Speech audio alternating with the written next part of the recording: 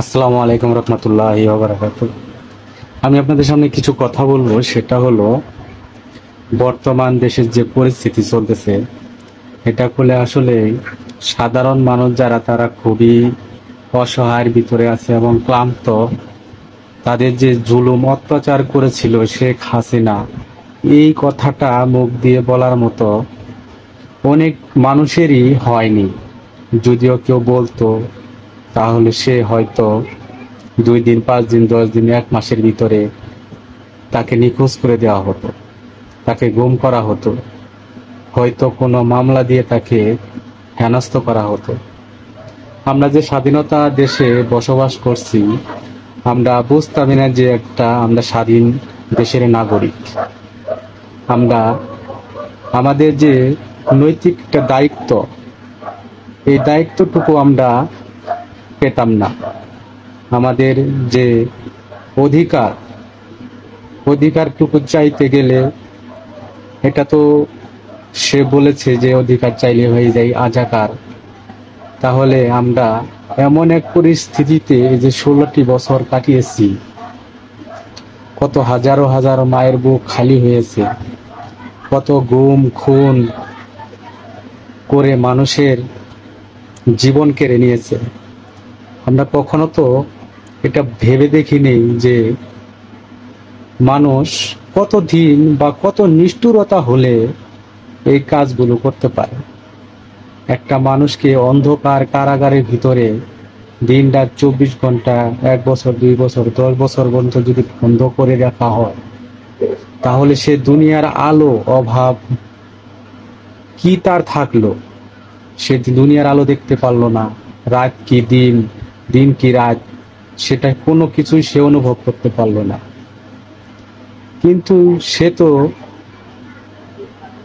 জানে যে আমি বন্দি, কোনো এক নরপিশাচ আমাকে এখানে বন্দি করেছে। সে তার মনের খুব যন্ত্রণা সবই উপর আল্লাহর কাছে বলেছে। তাই আজ এই আমরা একটা সুন্দর একটা দেশ, স্বাধীনতা 2024 সালে এসে আবার স্বাধীন করলাম সবাই মিলে। তবে আমরা এমন একটা দেশ চাই যে দেশে কোনো হানাহানি, কোনো বিবাদ, কোনো হিংসা প্রতিহিংসা থাকবে না। বর্তমান সময়ে রাতের বেলা হলেই ঘুম হচ্ছে না। ওদিকের থেকে বলতেছে ওদিকে ডাকাত পড়ছে, অমুক জায়গায় ডাকাত পড়ছে, মারামারি, কাটাকাটি, হানাহানি। আমরা তো মানুষ, আমরা এক অপরের ভাই। হয়তো আজ কিছু স্বার্থ হাসিলের জন্য আমাদেরকে নানা পেশায়, নানা কাজে, গন্তব্যে যেতে হয়। সবসময় মনে আতঙ্ক থাকে। আমরা এমন একটা বাংলাদেশ চাই না। আমরা চাই এমন একটা বাংলাদেশ, যে বাংলাদেশে সবাই দিন রাত প্রাণ খুলে হাসবে এবং যেখানে মন চায় যাবে। তার মনের ভিতরে কোনো দ্বিধাদ্বন্দ্ব, ভয় কাজ করবে না। আর এমন একটা আইন আপডেট করা উচিত বর্তমানে আমাদের সরকার দায়িত্বে আছেন ডক্টর ইউনূস। যাই হোক, ছাত্র সমন্বয়কারীরা যারা আছেন তাদের উদ্দেশ্যে আমি একটা কথা বলতেছি। সেটা হলো, এমন একটা আইন করার দরকার, যে আইন করলে যে কোনো সরকার আসুক না কেন, সে আইন যাতে পাল্টাতে না পারে। আর এমন একটা আইন করার দরকার, এক সরকার যদিও 2বারের উপরে যাতে সে সরকার থাকতে না পারে, এমন একটা আইন করতে হবে। আর আরেকটা আইন করতে হবে, যে আইনটা সকল মানুষের গ্রহণযোগ্য হবে। যেমন সরকার যদি অন্যায় করে, জনগণ তার বিচার চাইবে এবং সে তার অন্যায়ের ব্যাখ্যা দিতে যাতে বাধ্য থাকে কেন সে অন্যায়টা করলো। আর যদি জনগণও অন্যায় করে, সেটা তো আইন দেখবেই, যাতে জনগণও কোনো একটা গভর্নমেন্ট বা পার্লামেন্টে যারা বসে ফোন দিল একজনকে যে তাকে ধরে আন, হয়রানি করে, এটা যেন করা যায় না। এমনভাবে সে যদি অন্যায় করে তার বিরুদ্ধে হাইকোর্টের একটা নোটিশ দিবে, তারপরে তাকে ধরে নেবে। কিসের একটা ডিজিটাল মামলা চলছে, এগুলি কি আসলে ঠিক?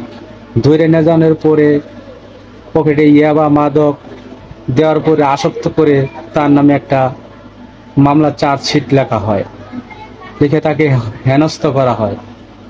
কিছু মধ্যবিত্ত পরিবারের সন্তানেরা আছে, তারা আশা নিয়ে ঢাকা শহর লেখাপড়া করতে আসে, বা ছোটখাটো একটা চাকরি নিয়ে তারা চিন্তা করে তাদের পরিবার, মা বাবা, ভাই বোন নিয়ে থাকবে বা সুন্দরভাবে একটা জীবন পরিচালনা করবে, কিন্তু তাদের এই জীবন পরিচালনা করা হয়ে ওঠে না।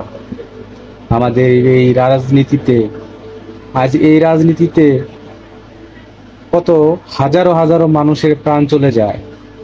তাই আমরা আগামী দিনের রাজনীতি হোক আর যে কিছুই হোক, ন্যায়, সুষ্ঠু, সুন্দর, স্বাভাবিক, মানুষের মুখে যেন হাসি, যেন সে ন্যায্য কথাটা বলতে পারে, সঠিক বিচার যেন পায়। একজন অপরাধ করলো, তার উপরে আরেকজনকে বিচার দিল, টাকার বিনিময়ে যেন ন্যায় এবং অন্যায় টাকার বিনিময়ে যেন কেউ বিক্রি না হয়ে যায়, এমন একটা দেশ আমাদের দরকার। এবং সবারই নৈতিকতা যেন থাকে যে আজকে আমি এই অন্যায়টা করলাম, কালকে আমাকে ধরা দিতে হবে। সেজন্যই এই দেশে আইন এমনভাবে কঠোরভাবে আপডেট করতে হবে যে এক সরকার দুইবারের পর যেন থাকে না। যদি সে অন্যায় করে পরবর্তী সরকার যে আবার আসবে যেন তার বিচার করতে পারে। আর একটা জিনিস করতে হবে, বাংলাদেশের অর্থনীতি এবং টাকা পয়সা কোনোভাবে অবৈধভাবে যেন বিদেশে পাচার না হয়, কোনোভাবে যেন পাচার না হয়। তাহলেই আমাদের দেশটা অনেক স্বাবলম্বী বা উন্নত হবে। যেমন আজ এখনকার যুগের পোলাপান অনেকেই বিদেশ যাচ্ছে, কিন্তু আমাদের দেশে হাজার হাজার কোটি টাকা বা বিলিয়ন বিলিয়ন টাকা বিদেশে পাচার হয়ে গেছে। এই টাকাটা যদি বাংলাদেশে থাকতো, তাহলে একটা কোনো শিল্প কারখানা যদি ভালো ধরনের হতো, তাহলে আজ আমাদের বাহির থেকে লোক এসে আমাদের দেশে কাজ করত। আমাদের সৌদি আরব, সিঙ্গাপুর, অস্ট্রেলিয়া, থাইল্যান্ড এই দেশে যেতে হতো না, এত কষ্ট করে যেতে হতো না। আমরা আমাদের দেশেই কর্ম করে, কাজ করে চলতে পারতাম। যাই হোক, সবাই ভালো থাকবেন ইনশাল্লাহ। আর আমার এই কথাগুলো সবার কাছেই ছড়িয়ে দিবেন, শেয়ার করে দিবেন, যাতে সবার মনে একটু নাড়া দেয়। আসলে আইন এমনভাবে সংস্কার করা দরকার যে আইন জনগণের থাকবে, ন্যায়ের পক্ষে থাকবে, হকের পক্ষে থাকবে। আসসালামু আলাইকুম রহমতুল্লাহি ওয়া বারাকাতুহু।